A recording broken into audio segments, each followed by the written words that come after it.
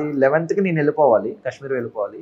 వీళ్ళు నాకు 6th phone చేసి 8th కల్లా మీరు ఇక్కడ రావాలి, హైదరాబాద్ రావాలి, 10 days 19th వరకు అంటే నాకు లీవ్ అయిపోతుంది.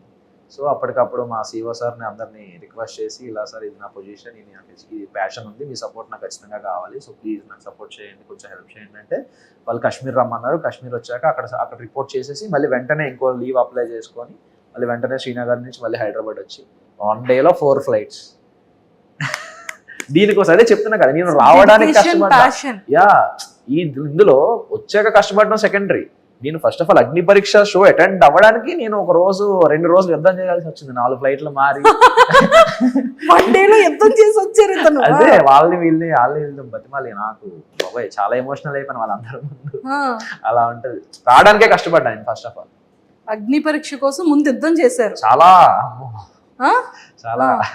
సో ఆ 1 day 4 flights మరి ఆ జర్నీ 24 hours జర్నీ ఏదైతే ఉందో మీకు చాలా అమ్మ ఏంట్రా టెన్షన్.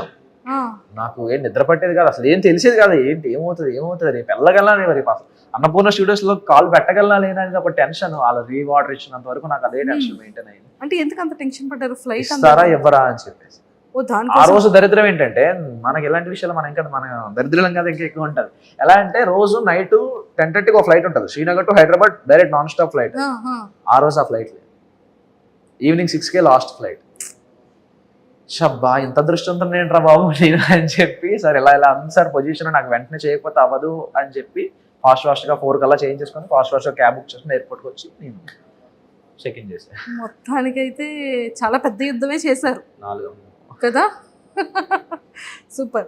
సో అలా మొత్తానికి వచ్చారు, 15 members సెలెక్ట్ అయ్యారు. 45 members 44 members ని పిలిచారు. సో 44 లో అందరినీ పిలిచేటప్పుడు మీ ఇన్నర్ ఫీలింగ్ ఏంటి? ఫస్ట్ భయపడ్డా.